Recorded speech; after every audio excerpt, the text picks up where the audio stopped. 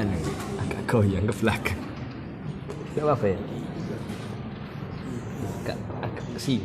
Gak apa-apa ke sini. Tunggu belakang. Enggak apa-apa.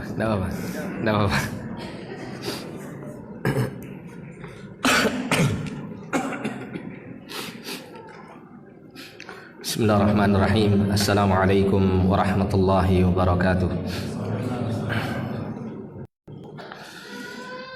Innal hamdalillah nahmaduhu wa nasta'inuhu wa nastaghfiruh wa na'udzu billahi min shururi anfusina wa sayyiati a'malina.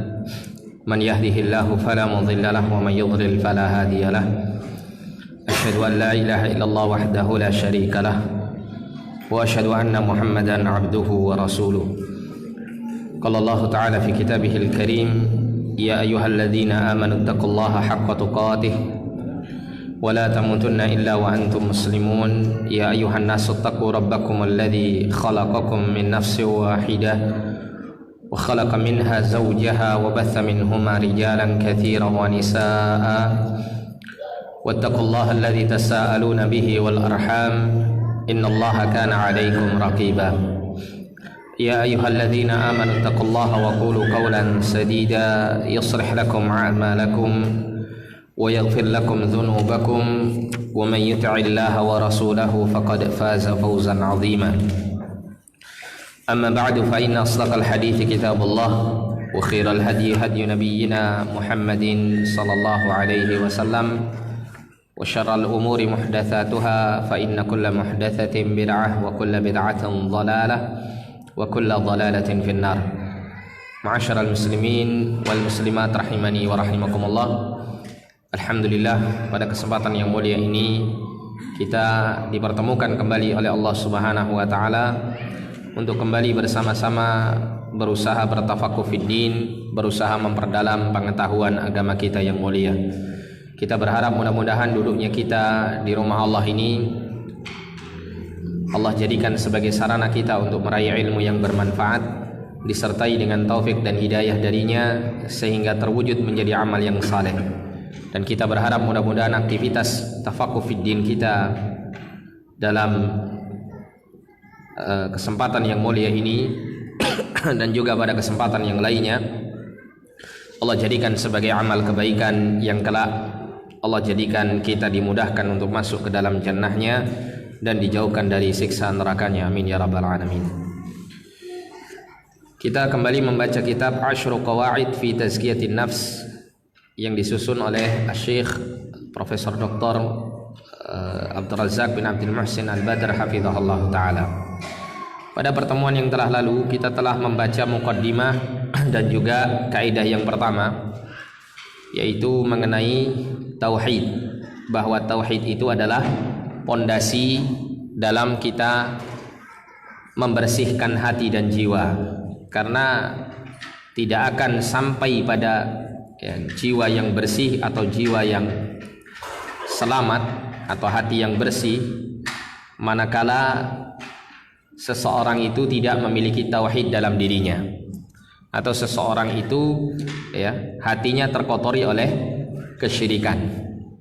Maka poin yang pertama dan paling utama membersihkan hati itu adalah dimulai dari membersihkan kesyirikan dari dalamnya dengan mewujudkan tauhid dan menghilangkan kesyirikan tersebut.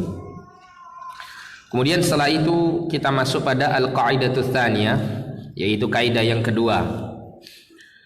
Penulis mengatakan ad-du'a'u miftahu zakatin nufus.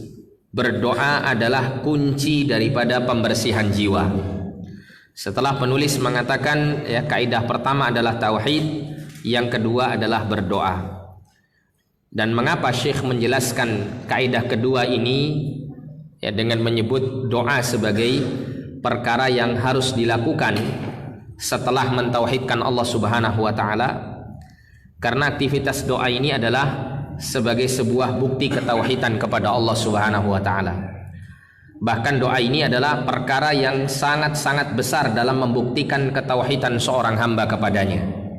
Karena manakala seseorang mentauhidkan Allah, maka tentu di dalam satu sisi daripada ketauhidannya kepada Allah, dia butuh dengan Allah Subhanahu wa taala dan tidak butuh kepada selain Allah Subhanahu wa taala. Oleh karena itu, ya, berdoa adalah wujud daripada at-tauhid.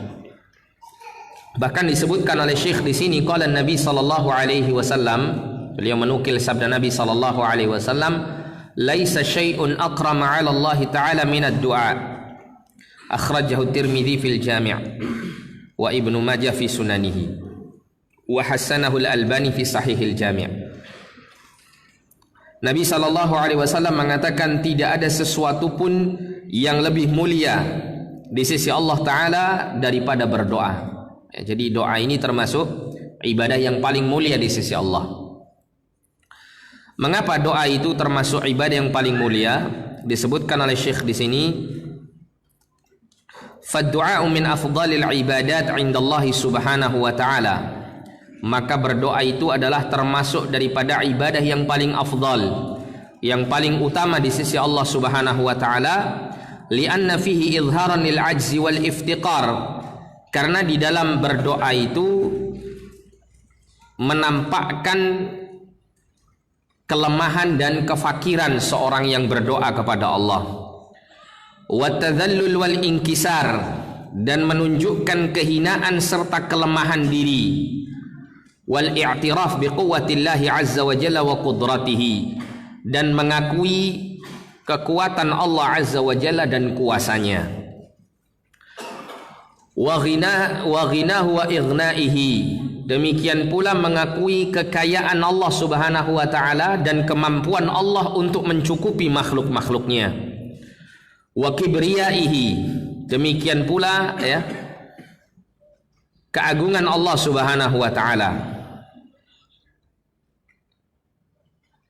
Wa jabri kasri khawatiri a'da'i fadlan an fudala'i ahbabihi wa awliyaihi.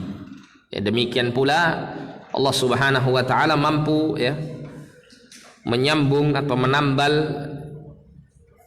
kasri khawatiri a'da'ihi. Jadi apa namanya,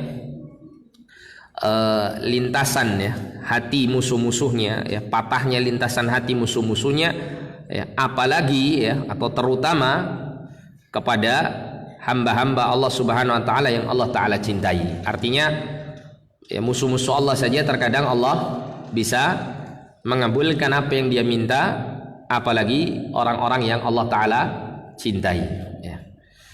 Nah, di sini kesimpulannya, mengapa doa itu sebagai sebuah ibadah yang paling mulia di sisi Allah? Karena ibadah berdoa ini adalah ibadah yang termasuk paling menampakkan kehinaan kepada Allah Subhanahu wa taala.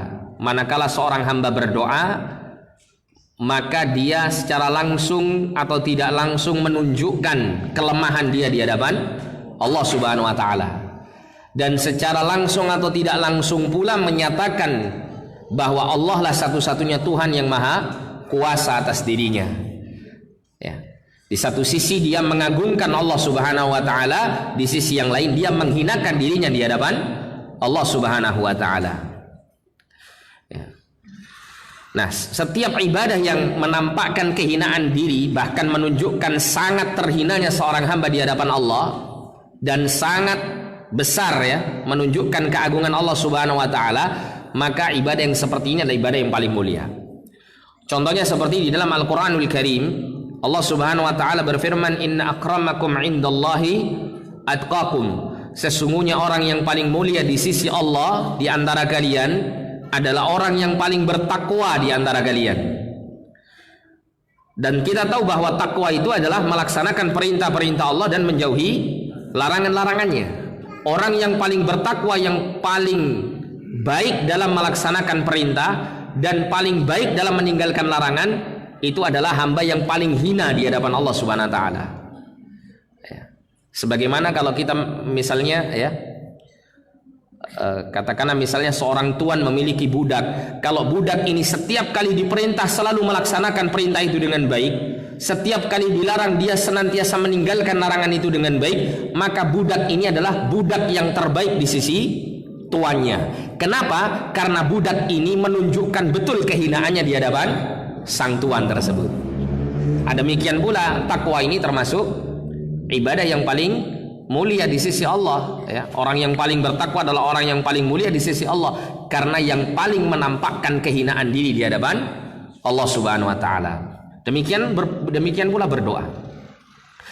Bahkan ada dua keadaan di mana seseorang itu berdoa dan kemudian dia melaksanakan doa itu di saat dia melakukan sesuatu yang menunjukkan paling hina, ya, keadaannya di hadapan Allah Subhanahu wa taala, maka doa yang seperti ini paling dikabulkan oleh Allah.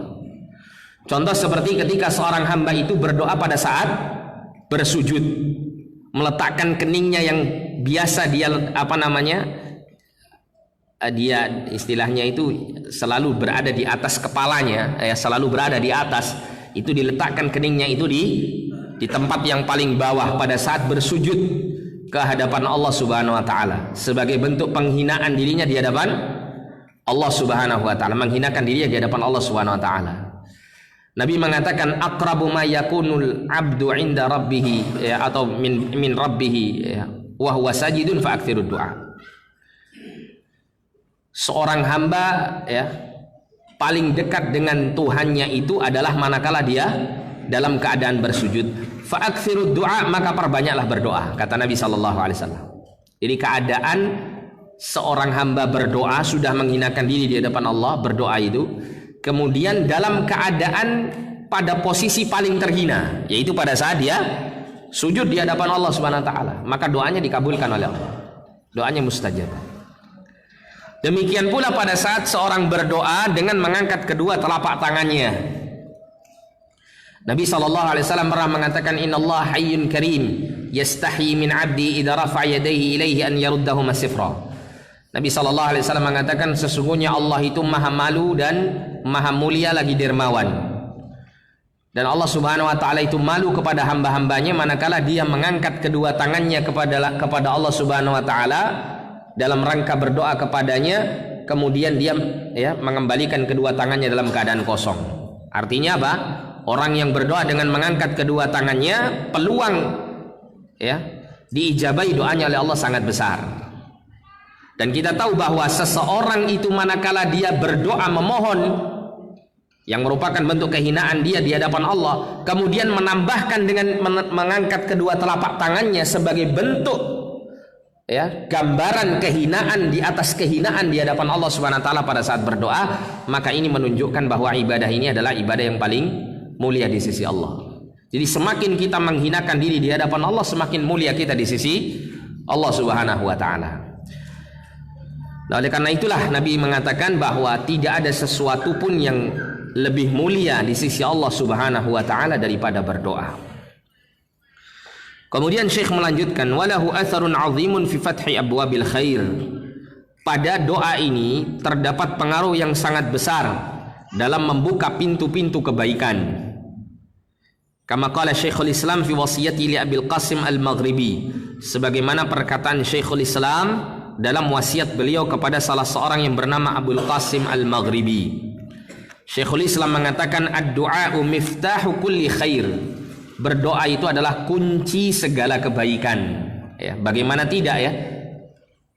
Kita tahu bahwa segala kebaikan itu di tangan Allah Subhanahu wa taala. Sedangkan Allah Subhanahu wa taala adalah Tuhan yang Maha memberi manakala diminta kepadanya. Manakala seorang hamba meminta kebaikan, tentu Allah akan memberikan kebaikan tersebut. Fakullu khairin tarjuhu li nafsika wa turidu min khairatid dunya wal akhirah fatlubhu min Allah walja ilaihi fi nailihi wa tahsilihi. Maka segala kebaikan yang kau berharap untuk kau dapatkan bagi dirimu dan kau menginginkannya, ya, dari kebaikan-kebaikan dunia dan akhirat, maka mintalah kepada Allah Subhanahu wa taala. Termasuk juga di sini apa? Membersihkan jiwa ini, ya, pembersihan jiwa ini kita harus minta kepada Allah. Karena Allah lah yang maha suci dan Allah lah yang mensucikan hamba-hambanya. Dan Allah lah yang, ya, layak atau mampu untuk menjadikan hati manusia itu bersih dari berbagai macam kotoran-kotoran yang melekatnya. maka fatluhu minallah, maka mintalah kepada Allah Subhanahu wa taala, walja ilaihi, dan bersandarlah kepada Allah dalam memperoleh segala kebaikan-kebaikan tersebut. Wa qad wa'ada Allah Subhanahu wa taala man da'ahu waltaja ilaihi bil ijabah. Dan sungguh Allah Subhanahu wa taala telah berjanji kepada siapa saja yang berdoa kepadanya dan menyandarkan diri kepadanya bil ijabah, dengan keterkabulan doa dan permintaannya tersebut. Faqala ta'ala, Allah ta'ala berfirman, wa qala rabbukum ud'uni astajib lakum. Dan Allah Subhanahu wa taala berfirman, dan Tuhan kalian bersabda atau berfirman, ya, dan Tuhan kalian berfirman, ud'uni astajib lakum. Berdoalah kalian kepadaku, niscaya aku akan kabulkan untuk kalian. Di sini Allah menyebutkan ud'uni, berdoalah kalian kepadaku. Ini adalah kalimat yang bentuknya adalah perintah, yang mana kalau kita ya belajar ilmu usul fikih, kalau kita mendapati teks dalil yang sifatnya adalah atau yang bentuknya adalah bentuk perintah, maka di sini ya yufidul wujub. Jadi hukum daripada perintah tersebut atau pelaksanaan perintah tersebut adalah hukumnya wajib, kecuali ada dalil yang lain yang menjadi qarin atau indikasi yang menunjukkan tidak wajibnya perintah tersebut. Nah, manakala Allah mengatakan ud'uni, berdoalah kalian kepadaku, maka di sini ada sebuah kewajiban bagi hamba-hamba Allah untuk berdoa hanya kepada Allah Subhanahu wa taala saja, untuk meminta kepada Allah Subhanahu wa taala. Jadi ud'uni itu ada dua ya perintahnya. Yang pertama perintah berdoa, yang kedua adalah perintah untuk mentauhidkan Allah dalam berdoa. Jadi dua-duanya wajib hukumnya. Berdoa itu sendiri sebagai sebuah kewajiban, mentauhidkan Allah dalam berdoa ini juga sebuah kewajiban ya. Tidak boleh ini dua hal ini dipisahkan satu dengan yang lain. Nah, kemudian para ulama menjelaskan bahwa doa itu ada dua pembagiannya, ada doaul mas'alah dan doaul ibadah. Ya, kita harus tahu ini karena di sini Allah Subhanahu wa taala menyebutkannya dengan bentuk umum, berarti ini mencakup dua jenis doa ini. Doa yang pertama doaul ibadah. Doaul ibadah itu maksudnya adalah serangkaian ibadah yang diperintahkan dalam syariat, seperti menjalankan sholat, kemudian membayar zakat, membaca Al-Quran, berzikir dan seterusnya.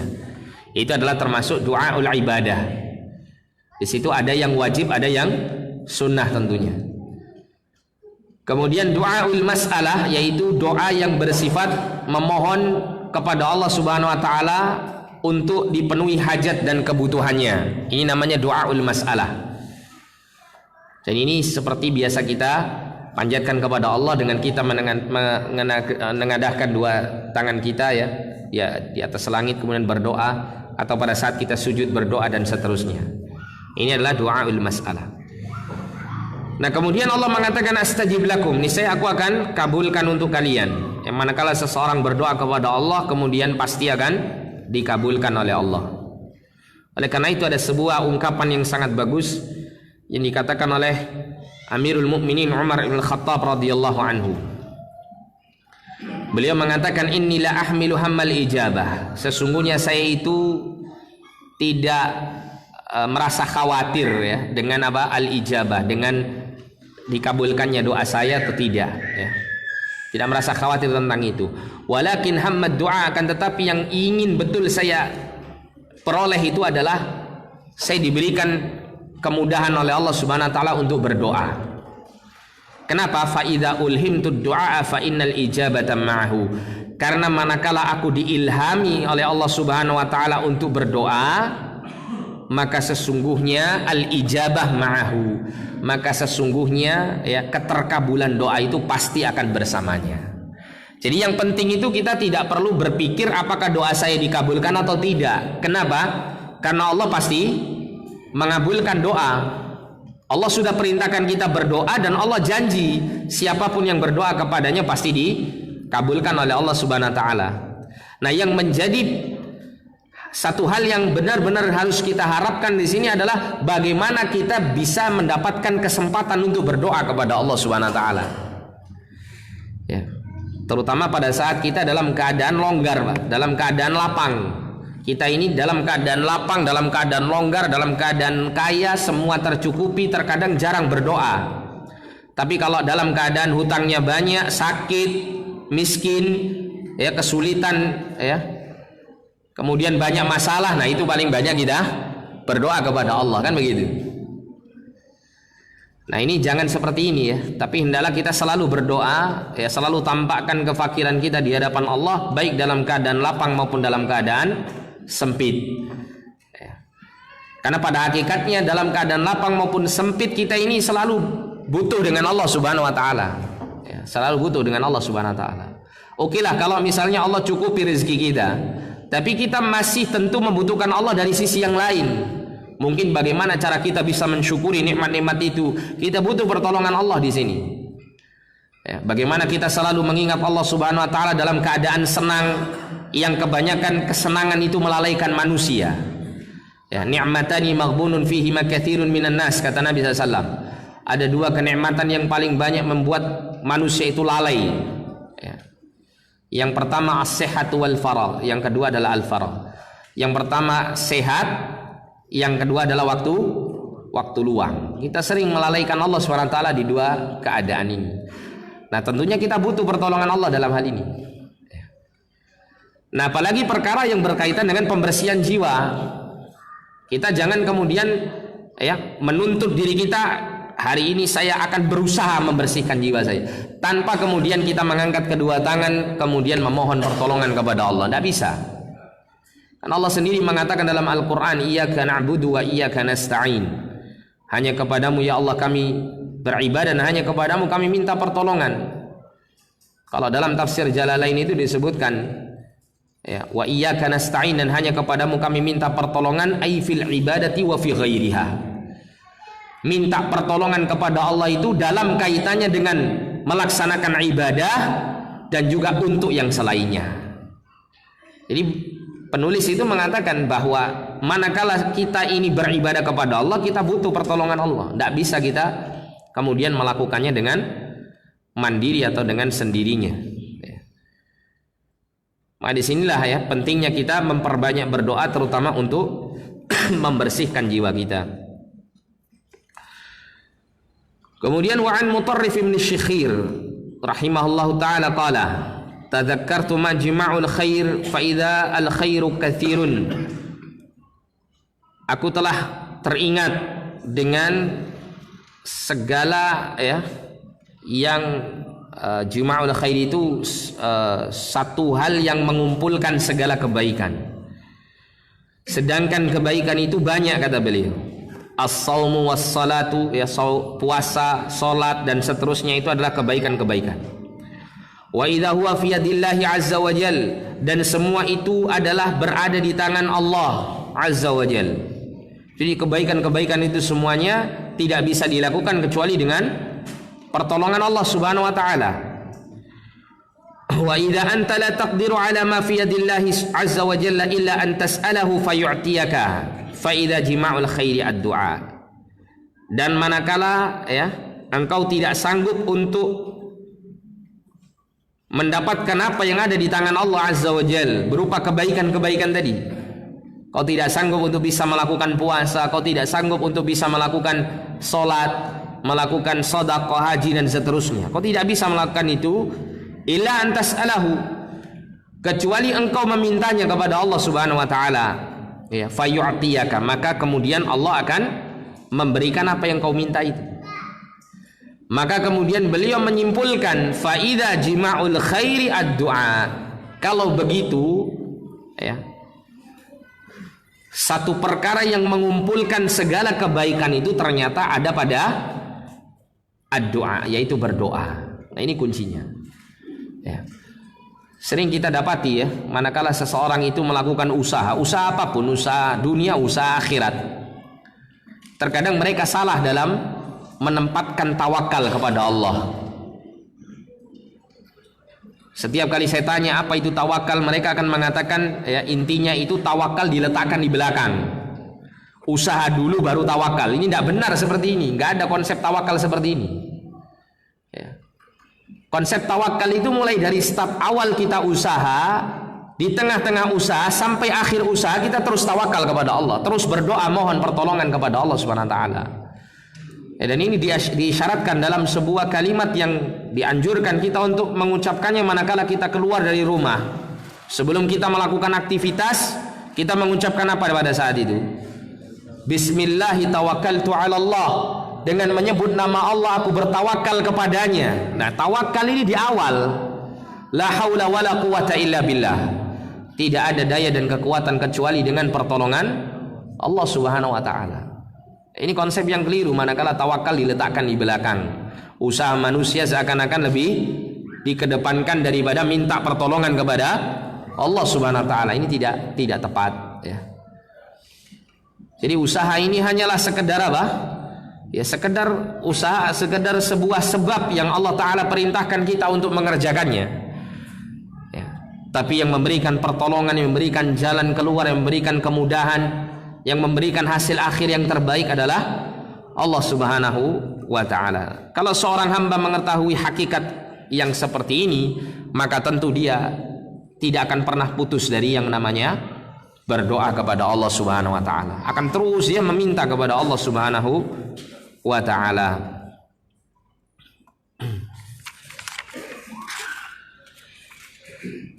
Wa fi babit tazkiyah, dan di dalam bab at-tazkiyah sahha 'anin Nabi sallallahu alaihi wasallam annahu qala fi du'aihi. Terdapat satu riwayat yang sahih dari Nabi sallallahu alaihi wasallam bahwasanya beliau pernah di dalam berdoa mengucapkan suatu kalimat. Ya, Nabi sallallahu alaihi wasallam berdoa dengan mengatakan Allahumma ati nafsi taqwaha. Ya Allah, ya berikan kepada jiwaku itu potensi takwanya. Kita tahu dalam Quran surah Asy-Syams Allah menyebutkan bahwa jiwa manusia itu Allah sempurnakan dengan dua potensi, seperti mukadimah yang telah kita baca pada pertemuan yang lalu ya. Allah mengatakan fa'alhamaha fujuraha wa taqwaha ya. Maka Allah mengilhamkan kepada jiwa manusia itu potensi untuk berdosa dan potensi untuk bertakwa. Dan Allah menyebutkan qad aflaha man zakkaha wa qad khaba man dassaha. Sungguh beruntung orang itu manakala membersihkan jiwanya, yaitu dengan ya menguatkan potensi takwanya, menekan potensi fujurnya. Wa qad khaba man dassaha, dan sungguh merugi orang yang mengotorinya, yaitu orang yang menguatkan atau memunculkan potensi fujurnya dan menekan potensi takwanya. Dan dari sini ya, kemudian kita dapati Nabi SAW berdoa dengan kalimat ini, Allahumma ati nafsi taqwaha. Ya Allah, berikan kepada jiwaku itu ketakwaannya. Ini menunjukkan bahwa yang mampu untuk menolong kita ya dalam rangka untuk memunculkan potensi takwa kita adalah Allah Subhanahu wa taala. Meskipun potensi takwa itu sudah ditanamkan dalam hati dan jiwa kita, tapi untuk menjadikan kita ini lebih cenderung kepada ketakwaan, Allah Subhanahu wa taala yang melakukannya. Wa zakkiha, dan sucikanlah nafsi, sucikanlah jiwaku ini. Wa zakkiha anta khairu man zakkaha anta waliyuha maulaha. Engkau adalah sebaik-baik Tuhan yang membersihkannya, engkau pemimpin dan pelindungnya. Nah, ini adalah doa yang diajarkan oleh Nabi sallallahu alaihi wasallam dalam rangka untuk membersihkan jiwa. Ini menunjukkan bahwa dalam proses tazkiyatun nafs, dalam proses atau aktivitas pembersihan jiwa itu tidak boleh lepas dari memohon pertolongan kepada Allah. Yang diantara doanya yang masyru' adalah kalimat ini, Allahumma ati nafsi taqwaha wa zakkiha anta khairu man zakkaha anta waliyuha wa maulaha. Wa fi hadha ad-du'a isyaratun wa tanbihun ala anna tazkiyatan nufusi biyadillahi subhanahu wa ta'ala 'allamil ghuyub. Dan di dalam doa ini terdapat isyarat dan peringatan bahwasanya pembersihan jiwa itu adalah di tangan Allah Subhanahu wa taala. Jadi sehebat apapun kemampuan kita atau aktivitas kita atau potensi kita untuk kita curahkan demi membersihkan jiwa kita, manakala Allah tidak memberikan pertolongannya, maka tidak akan pernah sampai kita pada jiwa yang bersih. Tidak akan pernah sampai kita memiliki hati yang selamat. Jadi biyadillahi subhanahu wa ta'ala alamil ghuyub. Jadi pembersihan jiwa itu di tangan Allah Subhanahu wa taala selaku Tuhan yang mengetahui tentang yang gaib. Wa anna miftahahal a'zam huwa ad-du'a wal iftiqaru ila Allah taala. Dan bahwasanya kunci yang terbesar, kunci yang paling agung dalam rangka pembersihan jiwa ini adalah berdoa dan memunculkan rasa fakir, rasa butuh kepada Allah Subhanahu wa taala. Walihada kana aktsaru du'ain Nabi sallallahu alaihi wasallam ya muqallibal qulub tsabbit qalbi ala dinik. Oleh karena inilah doa Nabi sallallahu alaihi wasallam yang paling banyak diucapkan beliau adalah ya muqallibal qulub tsabbit qalbi ala dinik. Wahai Tuhan yang membolak-balikkan hati manusia, kokohkanlah hatiku di atas agamamu. Ini adalah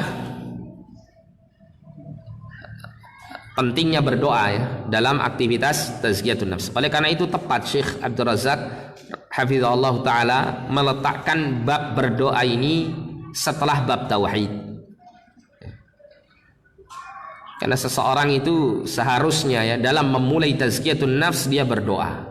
Sedang berusaha membersihkan jiwanya, dia terus berdoa sampai dia mendapatkan hati yang selamat ini, yang kelak dia akan bawa menuju Allah Subhanahu wa taala pada hari kiamat dan akan mendapatkan keselamatan dari siksa Allah Subhanahu wa taala. Famata ijtama'a 'ala al-'abdi qalbuhu, maka manakala hati seorang hamba itu berkumpul, wa sadaqat daruratuhu wa faqatuhu, dan benar-benar jujur menunjukkan sangat butuhnya kepada Allah Subhanahu wa taala, wa qawiya raja'uhu, dan semakin kuat harapannya kepada Allah, wa lam yata'ajjal al-ijabah, dan dia tidak tergesa-gesa untuk mengharapkan diterimanya doa dirinya, wa taharral awqatil fadilah, dan dia senantiasa memperhatikan waktu-waktu yang utama untuk senantiasa dia bermunajat memohon kepada Allah Subhanahu wa taala, fala yakadu yaruddu du'ahu, maka bisa dipastikan doanya tidak akan tertolak. Jadi maksudnya berkumpul hatinya itu artinya adalah hatinya senantiasa fokus, konsentrasi betul dengan permintaannya, bukan berdoa dari hati yang lalai. Karena Nabi sallallahu alaihi wasallam mengatakan la yaqbalu du'a 'abdin min qalbin ghafilin lahin. Allah Subhanahu wa taala itu tidak akan menerima doa atau tidak mengabulkan doa seorang hamba itu dari hatinya yang lalai. Maksudnya hatinya yang lalai itu bagaimana? Seperti seseorang misalnya berdoa tapi nggak ngerti artinya, nggak tahu apa yang dia minta, atau dia berdoa itu hanya sekedar sekedar aktivitas harian yang pokoknya dilakukan begitu saja, tapi tidak memiliki ruh, tidak ada kehadiran hati, kekhusyuan dalam berdoa, maka doa seperti ini nggak sampai kepada Allah, nggak diterima sama Allah Subhanahu wa taala. Karena memang tidak ada rohnya doa tersebut. Ibaratnya kalau bahasa saya itu doanya sudah mati, nggak bisa terbang ke langit gitu. Karena nggak ada rohnya. Demikian pula jujur betul menunjukkan kefakirannya di hadapan Allah Subhanahu wa taala, butuhnya di hadapan Allah Subhanahu wa taala. Karena orang kalau berdoa kemudian kok di dalam hatinya masih merasa tidak terlalu butuh dengan pertolongan Allah, percuma dia berdoa. Dia tidak jujur dalam doanya. Tapi manakala dia memang benar-benar berdoa itu dengan menunjukkan kefakirannya di hadapan Allah dan terus memupuk kekuatan harapannya kepada Allah Subhanahu wa taala, selalu berusaha untuk memperhatikan waktu-waktu yang utama untuk berdoa, dia selalu berdoa di situ, dan kemudian dia sabar dalam menunggu ijabahnya doa. Nah, ini yang penting juga, karena ada orang itu yang kata Nabi SAW isti'jal fid doa, dia ini tergesa-gesa dalam berdoa. Ya, Nabi mengatakan, ya, innallaha yaqbalu du'a 'abdin ma lam ya'jal, atau kama qala sallallahu alaihi wasallam. Sesungguhnya Allah itu menerima doa seorang hamba itu manakala dia tidak tergesa-gesa, malam yastajil, ya. Malam yastajil, manakala dia tidak tergesa-gesa. Apa yang dimaksud tergesa-gesa? Jadi dia mengatakan qad da'autu falam yustajab li, kata Nabi. Yaitu manakala orang tersebut dia berdoa kepada Allah sekali dua kali, kemudian kok belum mendapatkan ijabah dari Allah, kemudian dia langsung menyimpulkan, saya sudah berdoa tapi doa saya nggak dikabulkan. Ini namanya isti'jal fid du'a, ya. Karena pada saat Allah Subhanahu wa taala mengabulkan doa kita, Allah itu memperhatikan waktu yang terbaik, keadaan yang terbaik untuk kita manakala doa itu dikabulkan. Ya. Allah yang lebih mengetahui doa itu apa? Kapan dikabulkan yang tepat, ya, waktunya untuk si hamba tersebut, itu Allah SWT yang mengetahuinya. Dan Allah SWT mengetahui mudarat bagi seorang hamba itu manakala doa itu dikabulkan pada waktu di mana sang hamba itu menginginkannya. Ya, sehingga tak boleh kita sebagai seorang yang berdoa kepada Allah itu kemudian suudzon kepada Allah. Kok saya berdoa beberapa kali kok nggak dikabul-kabulkan? Justru manakala keadaan yang seperti ini, kita harus husnudzon kepada Allah. Bisa jadi doa saya itu dikabulkan oleh Allah, tapi mungkin dengan waktu yang saya tidak ketahui. Mungkin nanti di waktu yang tepat betul Allah akan kabulkan doa saya. Dan kita juga harus suudzon sama diri kita sendiri. Bagaimana suudzon kepada diri kita sendiri? Maksudnya begini, bisa jadi doa saya ini mungkin gak sampai kepada Allah. Ada penghalang-penghalang doa yang saya lakukan. Mungkin tersisip makanan yang saya makan itu dari yang haram. Mungkin saya banyak maksiat kepada Allah. Mungkin saya melakukan ini dan itu. Nah gitu. Nah, kita suudzon dalam rangka untuk evaluasi diri, perbaikan pada diri kita. Di satu sisi kita husnudzon kepada Allah, Allah pasti kabulkan doa, ya. Bisa jadi Allah akan mengabulkannya di waktu yang tepat, atau bisa jadi keadaan saya yang membuat doa saya tidak sampai kepada Allah SWT. Dan Nabi SAW menyebutkan bahwa doa dalam riwayat Ahmad itu, Nabi berkata, ma min muslimin yad'u bid'atin, tidak ada seorang muslim pun yang berdoa dengan suatu doa kepada Allah, satu permintaan kepada Allah, laisa fiha ithmun wala qati'atu rahmin, tidak ada di dalam doa tersebut permintaan untuk melakukan perbuatan dosa. Maksudnya minta perbuatan dosa itu bagaimana? Misal begini, ya Allah, saya mohon kepada engkau, kau kayakan saya supaya saya nanti bisa berzina misalnya. Nah, ini tidak boleh, ya. Ini dosa, ya. Au qati'atu rahmin, atau pemutusan silaturahim. Contoh seperti seseorang berdoa, ya Allah, ya, mudah-mudahan bapak saya cepat mati misalnya, supaya warisannya segera, ya, turun ke saya, misal begitu. Ini contoh saja, ya. Nah, ini termasuk doa yang bersifat memutus silaturahim, atau berdoa keburukan untuk saudara kandungnya atau keluarga, ya, kerabatnya dan seterusnya. Ini termasuk qati'atur rahim. Selama doa seorang muslim itu tidak ada dua hal ini, maka kata Nabi SAW, ya, pasti dikabulkan dengan salah satu dari tiga cara Allah mengabulkan doa seorang hamba ini. Yang pertama kata Nabi SAW, imma an tu'ajjala lahu da'watuhu, ada kalanya doanya hamba ini akan disegerakan keterkabulannya di dunia, cepat atau lambat, ya. Sudah Isya ini. Jadi segera dikabulkan di dunia, cepat atau lambat. Wa imma an yaddakhiraha lahu fil akhirah, dan ada kalanya doa tersebut disimpan oleh Allah dan Allah akan berikan nanti di akhirat.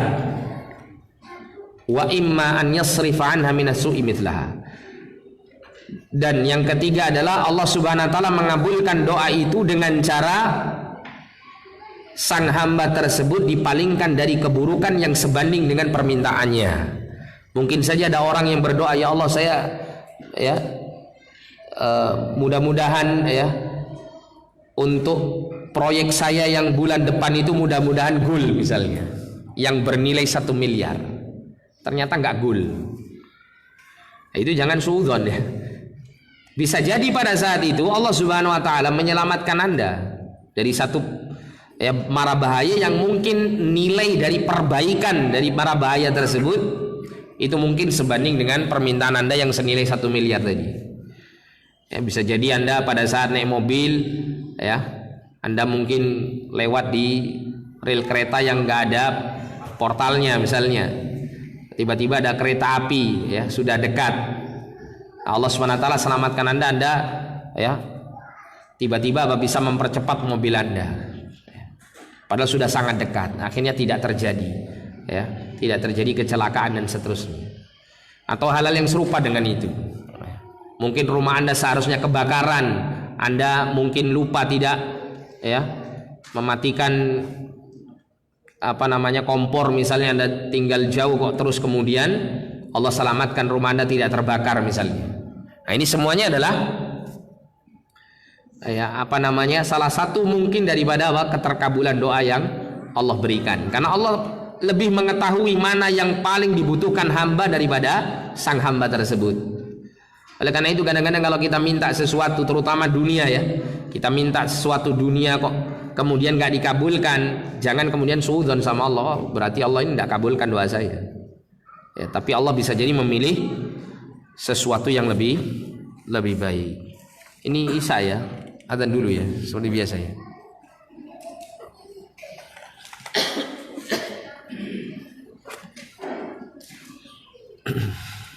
Allahu Akbar,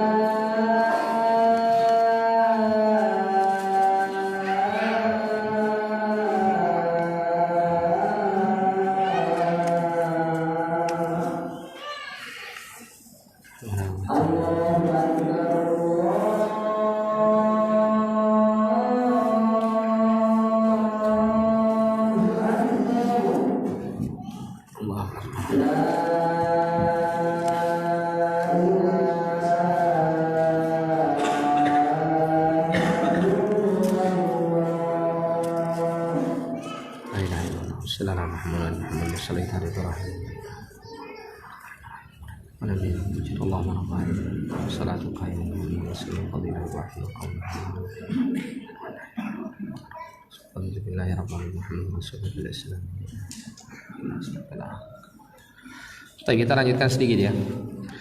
Wa'adhu ma yu'inuka 'ala ad-du'a'i ma'rifatuka anna zakata nafsika bi yadillahi 'azza wa jalla. Wallahu subhanahu wa ta'ala huwa alladhi yuzakki man yasha' wal amru kulluhu lahu wa tahta masyiatihi. Kama qala Allah ta'ala balillahu yuzakki man yasha'. Dan perkara yang paling besar yang bisa membantu Anda untuk berdoa kepada Allah Subhanahu wa taala ya tentang kaitannya dengan mensucikan jiwa ini ya, adalah pengetahuan Anda bahwa bersihnya jiwa Anda itu adalah berasal dari tangan Allah ya, berada di tangan Allah Azza wa Jalla. Jadi penentu bersihnya jiwa diri kita masing-masing itu adalah Allah. Ya, pengetahuan kita terhadap hal ini yang mendorong kita untuk selalu berdoa kepada Allah Subhanahu wa taala.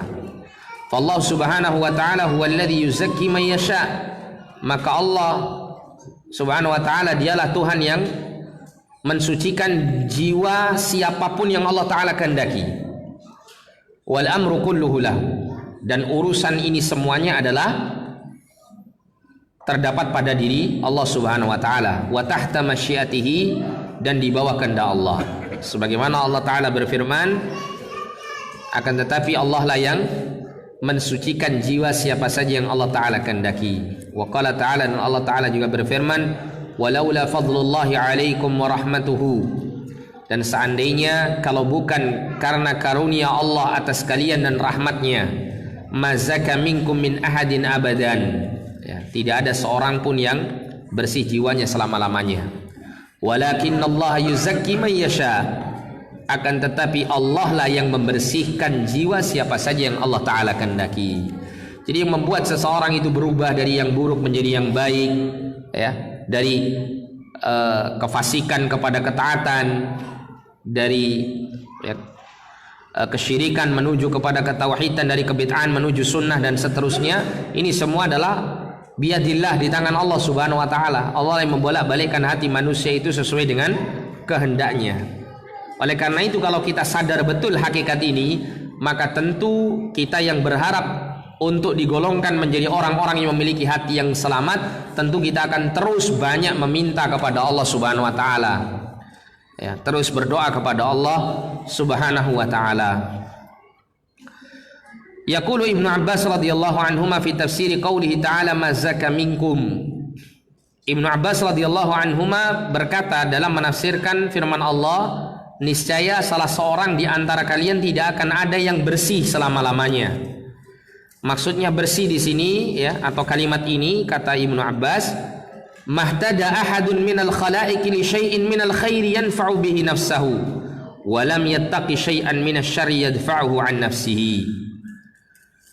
Yaitu tidak ada seorang pun dari kalangan makhluk yang mendapatkan hidayah, yang mendapatkan petunjuk dari Allah untuk ya suatu kebaikan yang memberikan manfaat kepada jiwanya, dan walam yattaqi syai'an minasyarr, dan tidak ada satupun orang yang mendapatkan hidayah untuk menjauhkan diri dari keburukan ya, yang mana hal itu akan bisa mencegah dirinya dari keburukan tersebut. Ai kullu dzalika innama huwa bi mahdhi fadlillahi azza wa jal. Yang maksudnya adalah kata Syekh Abdul Razak, semua itu baik itu kebaikan yang mendatangkan manfaat bagi jiwa atau keburukan atau bisa menjaga dari keburukan ya yang merusak jiwa seseorang, itu semuanya adalah murni karena karunia Allah Subhanahu wa taala. Jadi orang itu hatinya baik ya, hatinya mendapatkan kebaikan atau jiwanya mendapatkan kebaikan itu karena Allah. Dan jiwa seseorang itu dijaga dari keburukan, itu pun juga karena karunia Allah Subhanahu wa taala. Ini adalah hakikat daripada pembersihan jiwa. Wa qala al-Barra radhiyallahu an, ay al-Barra ibnu Azib. Kana Rasulullah sallallahu alaihi wasallam yaum al-ahzab yanqulu ma'ana at-turab wa laqad wara at-turab bayad batnihi wa huwa yaqul wallahi laula Allahumma ihtadaina wa la tasaddaqna wa la sallaina. Rasulullah sallallahu alaihi wasallam pernah dalam yaum al-ahzab, pada hari perang Ahzab, beliau pernah membawa at-turab, tanah bersama kami. Dan kemudian tanah itu menutupi putihnya perut Nabi SAW. Kemudian Nabi SAW pada saat itu mengatakan, wallahi demi Allah, laulallahu mahtadaina. Kalau bukan karena Allah maka kita tidak akan bisa mendapatkan petunjuk. Wala tasaddaqna wala sallaina, dan kita tidak bisa bersedekah dan tidak pula kita bisa menjalankan sholat. Di semua itu adalah pertolongan dari Allah Subhanahu wa taala. Fal hidayatu wal iman wal khairu kulluhu biyadillahi wahdahu. Maka hidayah, iman dan kebaikan semuanya adalah di tangan Allah saja. Wa qad kana Rasulullah sallallahu alaihi wasallam yaghrisu hadzal amra fi nufusis sahabati radhiyallahu anhum wa yu'akkidu alaihi bistimrar. Fakana sallallahu alaihi wasallam yastahillu khutbatahu atau khutabahu biqaulihi man yahdihillahu fala mudhillalah wa man yudlil fala hadiyalah. Dan sungguh kata Syekh Rasulullah sallallahu alaihi wasallam itu menanamkan perkara ini, bahwa keimanan, hidayah, kebaikan, pembersihan jiwa itu semuanya di tangan Allah, ke dalam jiwa para sahabat. Ditanamkan betul kesadaran hal ini kepada para sahabat. Dan beliau menekankan terus menerus kepada para sahabat ini. Oleh karena itu Nabi SAW setiap kali beliau memulai khutbahnya, di antara kalimat yang beliau sampaikan selalu beliau mengatakan, man yahdihillahu fala mudhillalah. Barang siapa yang Allah Ta'ala berikan hidayah kepadanya, maka tidak akan ada satupun orang yang bisa menyesatkannya. Wa man yudlil fala hadiyalahu. Dan barang siapa yang Allah Ta'ala sesatkan dirinya, maka tidak ada satupun orang yang bisa memberikan hidayah kepadanya. Kemudian paragraf terakhir dari bab ini, Syekh mengatakan, fahadzal aslu huwa a'zamul abwab li tazkiyatin nafs. Maka pokok yang kedua ini, yaitu berdoa, adalah bab yang paling agung dalam pembersihan jiwa. Faman alima anna salaha nafsihi wa zakatiha wa istiqamatiha biyadillahi azza wa jal laja'a ilaihi wa aqbala ala babi mulihan alaihi bid-du'a rajiyan tami'an liyanala minhu zakata nafsihi wa najatiha wa falahiha fid dunya wal akhirah. Maka barang siapa yang telah mengetahui bahwa baiknya jiwanya, bersihnya hatinya, dan istiqomahnya batinnya tersebut biyadillahi azza wa jal, yaitu di tangan Allah azza wa jal. Kalau orang itu sudah mengetahui tentang hal ini, maka pasti orang itu akan laji'a ilaihi, dia akan bersegera untuk menyandarkan diri kepada Allah, dan dia akan menghadapi pintu Allah Subhanahu wa taala mulihan alaihi biddu'a, dengan cara merengek kepada Allah dengan berdoa, senantiasa mohon kepada Allah, rajian tami'an, dengan harapan dan semangat yang tinggi untuk meraih dari Allah Subhanahu wa taala bersihnya jiwanya dan selamatnya hatinya serta keberuntungan batinnya fid dunya wal akhirah, di dalam kehidupan dunia dan akhiratnya. Nah, ini adalah kaidah yang kedua, yaitu berdoa, mohon kepada Allah. Dan doa yang diajarkan oleh Rasul diantaranya adalah Allahumma ati nafsi taqwaha wa zakkiha anta khairu man zakkaha anta waliyuha wa maulaha. Demikian pula kalimat ya muqallibal qulub tsabbit qalbi ala dini. Insyaallah untuk kaidah yang ketiga, yaitu Al-Qur'anul Karim manba'ut tazkiyati wa ma'inuha. Al-Qur'anul Karim sebagai sumber daripada pembersihan jiwa, insyaallah kita akan baca pada pertemuan yang akan datang biidznillah taala. Tapi ini ada pertanyaan masuk. Saya dulu pernah mendengar bahwa tidak boleh berdoa dengan kata semoga atau insyaallah. Apakah itu benar? Jadi maksudnya begini, seseorang itu kalau dia berdoa maka wajib dia berdoa dengan menggunakan lafadz yang pasti. Maksudnya lafadz yang bukan ada keraguan di dalamnya. Seperti contoh misalnya yang dicontohkan oleh Nabi SAW adalah ketika orang itu berdoa dengan mengatakan Allahumma ghfirli in syi'ta. Ya Allah, ampunilah dosa saya kalau engkau menghendaki. Ya, ini tidak boleh. Kenapa? Karena seakan-akan apa? Nggak ada penekanannya di situ. Ya, kurang betul-betul butuh sama pertolongan Allah. Ya kalau Allah menghendaki, tidak apa-apalah saya diampuni. Kalau tidak ya sudah, mau gimana lagi, begitu. Ya. Karena Allah nggak ketika kita minta, ya pada saat kita minta ya Allah ampunilah dosa saya, pada saat Allah mengampuni dosa kita ini, Allah tidak merasa dipaksa oleh kita yang berdoa, enggak, sama sekali enggak. Ya, makanya nggak perlu mengatakan kalau kau menghendaki ya Allah. Seakan-akan kita kalau minta dengan kalimat seperti itu seakan-akan apa? Kalau kita nggak ngomong seperti itu dengan tidak mengatakan in syi'ta, kalau kau menghendaki, seakan-akan kita akan memaksa Allah. Seakan-akan Allah saya paksa untuk mengampuni saya. Enggak, karena Allah tidak merasa dipaksa oleh permintaan hamba-hambanya, sama sekali tidak. Oleh karena itu wajib bagi seorang hamba untuk berdoa dengan kalimat yang tegas, dalam artian tidak ada sisi-sisi keraguan-raguan yang muncul pada dirinya. Sehingga dia minta ya minta saja, ya Allah berikan saya ini dan itu. Ya. Jangan kemudian apa?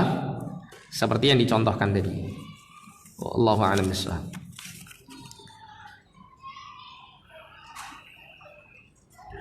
Bismillah, assalamualaikum Ustaz. Bagaimana mengaitkan doa dengan takdir kauniyah Allah yang telah ditetapkan 50.000 tahun sebelum diciptakan langit dan bumi? Kaitannya sangat jelas bahwa doa Anda pada saat Anda berdoa itu adalah takdir yang sudah Allah catat di Lauhul Mahfuz, sudah Allah tetapkan. Ya, itu korelasinya. Kalau misalnya ada sebuah ungkapan yang mungkin pernah Anda dengar bahwa tidak ada sesuatu yang bisa merubah takdir kecuali doa misalnya. Maka yang dimaksud takdir di sini adalah takdir yang dicatat dan catatan itu dibawa oleh para malaikat Allah Subhanahu wa taala. Itu yang berubah. Jadi manakala di dalam catatan para malaikat, ya catatan takdir kita dipegang oleh para malaikat itu, misalnya tercatat di situ, ya kita misalnya ditakdirkan di dalam kita catatan tersebut, misalnya sakit selama 5 tahun misalnya, nggak sembuh-sembuh. Kemudian ya kita berdoa kepada Allah Subhanahu wa taala, kemudian Allah kabulkan. Nah di situ diganti sakitnya tidak sampai 5 tahun, cukup 1 tahun saja. Nah, itu berubah. Ya, catatan inilah yang berubah. Adapun yang di Lauhul Mahfuz yang tidak ada satupun, bahkan para malaikat yang paling dekat dengan Allah pun tidak tahu apa yang dicatat oleh Allah, apa yang ditetapkan oleh Allah di dalamnya, maka ini tidak ada perubahan sama sekali. Ya. Jadi yang tercatat seperti ini, ya bisa jadi di catatan malaikat tertulis seperti itu, kemudian fulan berdoa, ya kemudian jadilah tidak 5 tahun tapi cukup 1 tahun sakitnya. Itu semua tercatat, ya, semua peristiwa-peristiwa secara detail tercatat dalam Lauhul Mahfuz. Adapun takdir yang dimaksud yang bisa dirubah dengan doa adalah takdir yang ditulis oleh para malaikat Allah Subhanahu wa ta'ala. Ustaz, terkait doa tadi, apa yang kita lakukan ketika khatib Jumat berdoa mengenadahkan tangan? Mengangkat tangan. Belum, mengangkat tangan itu beda sama, oh ya mengangkat tangan ya, sama ya dengan itu bahasa sulit sekali. Itulah ya, pokoknya gitulah ya. Agak sulit lisan saya untuk menyebut. Menengadahkan, ya betul ya. Iya, menengadahkan tangan di atas mimbar. Apakah kita diam saja atau ikut menengadahkan tangan? Syukron. Jadi kalau maksudnya yang dimaksud menengadahkan tangan ini, itu mengangkat kedua telapak tangan dalam berdoa. Kalau khatib Jumat berdoa dengan cara seperti ini, maka ini ghair masyru', tidak disyariatkan, bahkan dibenci oleh para salaf karena menyelisih sunnah Rasulullah sallallahu alaihi wasallam. Kalau sunnah Rasulullah itu mengangkat jari, jari telunjuk diangkat ke atas sambil berdoa. Ini yang sesuai dengan sunnah Rasulullah. Terus bagaimana kalau misalnya khatib Jumat berdoa, apakah kita juga mengangkat kedua telapak tangan kita kemudian ikut berdoa? Wallahu alam, sejauh pengetahuan saya tidak menemukan dalil ya yang menjelaskan bahwa orang-orang yang mendengarkan khutbah itu ikut mengangkat kedua telapak tangan atau berdoa dengan mengangkat kedua telapak tangan. Ya. Tapi yang ada adalah mengaminkan, ya. Dan itu mengaminkannya adalah sendiri-sendiri, masing-masing, ya, mengaminkan doa khatib. Adapun untuk mengangkat kedua telapak tangan ini, wallahu alam, sejauh pengetahuan saya tidak ada dalil yang menjelaskan akan hal ini. Lebih baik untuk ditinggalkan, ya. Wallahu a'lam bishawab. Meskipun ada sebagian orang mengatakan ya tetap mengangkat kedua telapak tangan. Kenapa? Karena itu bentuk berdoa. Karena itu bentuk berdoa, sedangkan Nabi SAW dalam hadis yang bersifat umum mengatakan bahwa siapapun yang mengangkat kedua telapak tangan tadi ya, berdoa kepada Allah, nanti Allah akan tidak kembalikan kedua telapak tangannya dalam keadaan kosong. Artinya dikabulkan oleh Allah. Tapi wallahu a'lam, karena tidak ada dalil yang menunjukkan bahwa di masa Rasulullah para sahabat itu mengangkat kedua telapak tangannya mengaminkan doa Rasul, demikian pula ya para tabi'in dan orang-orang yang mengikuti mereka, wallahu a'lam, lebih baik tidak dilakukan, cukup diaminkan saja.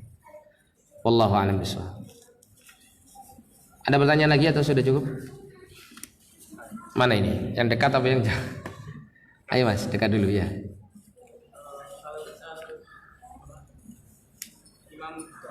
Tapi kita tidak tahu kan, kita nggak tahu artinya apa, kita mengikuti doa imam atau doa diri. Doa imam bagaimana? Imam kok bisa berdoa, ceritanya gimana? Pokoknya kalau misal pemimpin ada yang memimpin doa, salah berzikir kemudian berdoa gitu. Kalau ada yang memimpin doa gitu, apakah kita mengikuti doanya, apa kita harus mengikuti?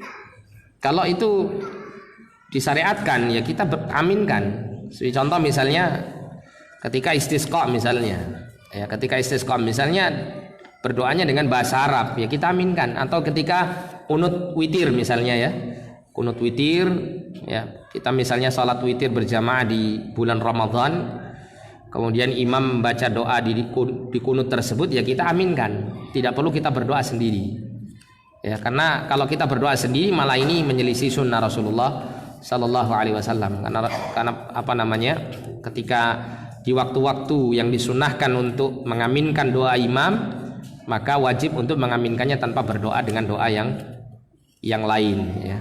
Di makmum itu hanya mengaminkan saja, tidak berdoa dengan doa yang lain yang disebutkan oleh imam. Wallahu a'lam bishawab.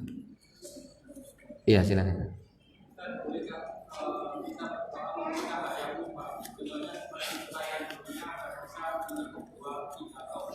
Masya Allah itu ya.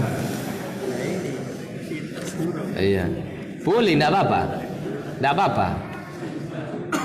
Tidak apa-apa. Apalagi kalau misalnya gini, ini sebetulnya bukan mubah ya. Kalau bisa jangan mubah saja nanti nilainya, tapi nanti bisa bernilai ibadah. Saya setelah berdoa, ya Allah berikan saya kekayaan yang dengan harta itu saya supaya bisa menikah lagi demi menjalankan sunnah Rasulullah Sallallahu Alaihi Wasallam. Misal begitu ya. Nah ini tidak apa-apa gitu, bahkan dapat pahala insya Allah. Iya. Siap tapi ya, jangan-jangan setiap malam itu tahajud ya, selalu doa begitu. Iya. Saya kapan hari itu baca di mana ya? Ada seseorang itu berdoa. Masya Allah, doanya dikabulkan sama Allah. Jadi berdoa, ya Allah lapangkan hati istriku untuk saya bisa menikah lagi. Itu pas di waktu yang mustajab doanya. Jadi pada waktu itu ya dia berdoa. Saya lupa saya baca di mana waktu itu. Ya mungkin ya, tidak tahu. Akhirnya apa? Dikabulkan doanya oleh Allah.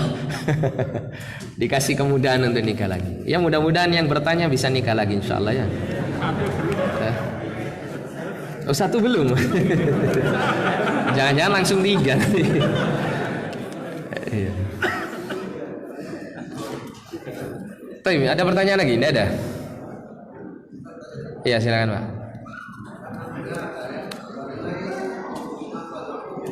Iya.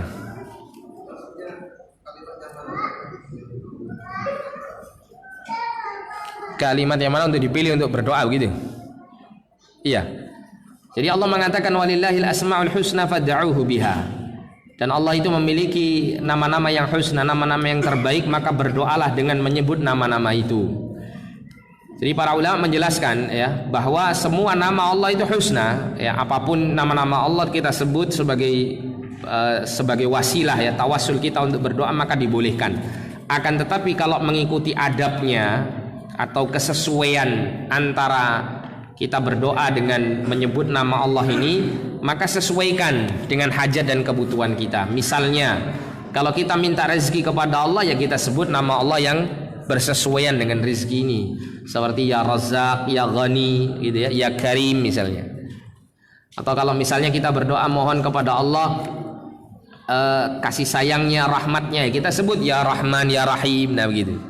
Kita sesuaikan dengan doa kita. Itu yang lebih tepat dan bisa lebih menghadirkan kekhusyuan hati manakala kita berdoa dengan menyebut nama Allah yang sesuai dengan permintaan kita. Namun ada juga nama-nama Allah yang boleh kita sebut dalam semua hajat, seperti contoh ya Hayyu ya Qayyum, ya Dzal Jalali wal Ikram. Ini Nabi pernah mengajarkan kita, terutama kalimat ya Dzal Jalali wal Ikram disuruh kita memperbanyak mengucapkannya. Itu maksudnya adalah dalam berdoa. Termasuk juga ya Hayyu ya Qayyum. Ya, ini termasuk sebagian ulama mengatakan Ismullahil A'zam dan beberapa nama-nama Allah yang lain. Ya. Maka ini adalah apa? Kita hendaklah kalau berdoa sebut ya nama-nama Allah yang husna ini, karena Allah perintahkan dalam Al-Quran tadi. Tapi saya kira cukup ya. Insyaallah kita lanjutkan pada pertemuan berikut. Kita tutup dengan doa kafaratul majelis, kurang lebihnya saya mohon maaf.